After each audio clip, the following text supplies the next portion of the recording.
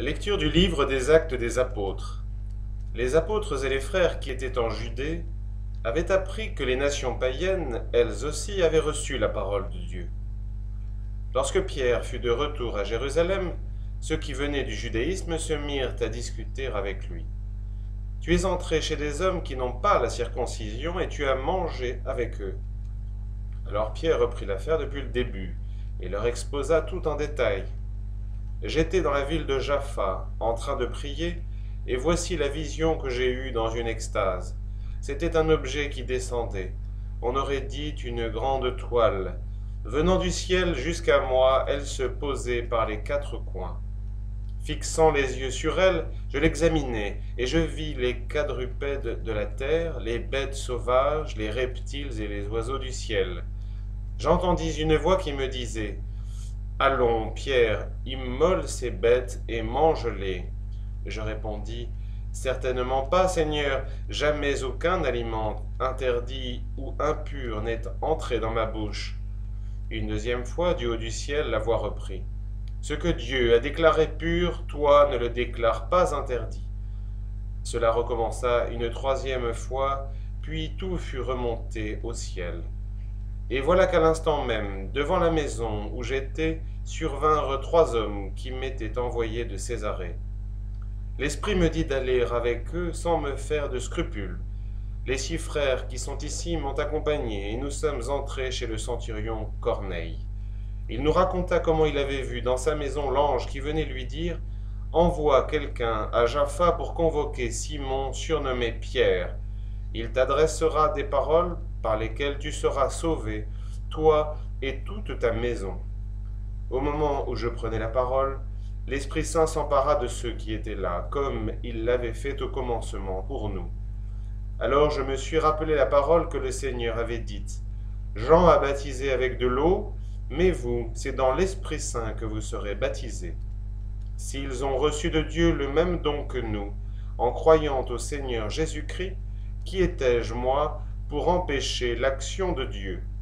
En entendant ces paroles, ils se calmèrent et ils rendirent gloire à Dieu en disant « Voici que les païens eux-mêmes ont reçu de Dieu la conversion qui fait entrer dans la vie. »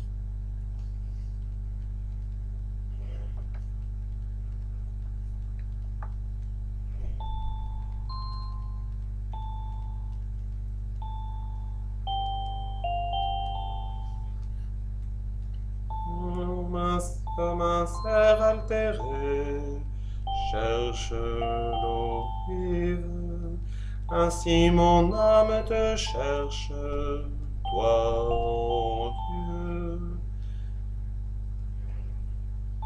Mon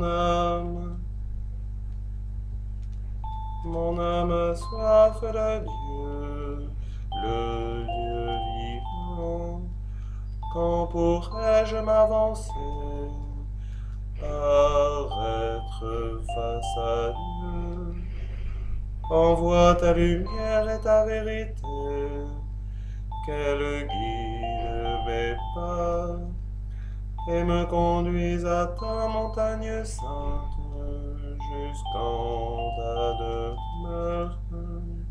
J'avancerai jusqu'à l'autel de Dieu, vers Dieu qui est toute ma joie. Je te rendrai grâce avec ma harpe, Dieu, mon Dieu. Alléluia, Alléluia.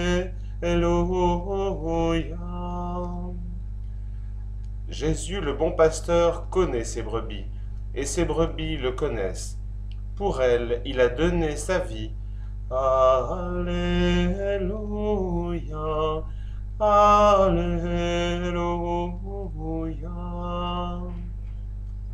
Évangile de Jésus-Christ selon saint Jean. Jésus disait aux Juifs, « Je suis le bon pasteur, le vrai berger. Le vrai berger donne sa vie pour ses brebis. Le berger mercenaire, lui, n'est pas le pasteur, car les brebis ne lui appartiennent pas. S'il voit venir le loup, il abandonne les brebis et s'enfuit. Le loup s'en empare et les disperse. Ce berger n'est qu'un mercenaire, et les brebis ne comptent pas vraiment pour lui. Moi, je suis le bon pasteur. Je connais mes brebis, et mes brebis me connaissent, comme le Père me connaît, et que je connais le Père. Et je donne ma vie pour mes brebis. J'ai encore d'autres brebis qui ne sont pas de cette bergerie. Celles-là aussi, il faut que je les conduise. Elles écouteront ma voix, il y aura un seul troupeau et un seul pasteur. Le Père m'aime parce que je donne ma vie pour la reprendre ensuite. Personne n'a pu me l'enlever, je la donne de moi-même. J'ai le pouvoir de la donner et le pouvoir de la reprendre. Voilà le commandement que j'ai reçu de mon Père.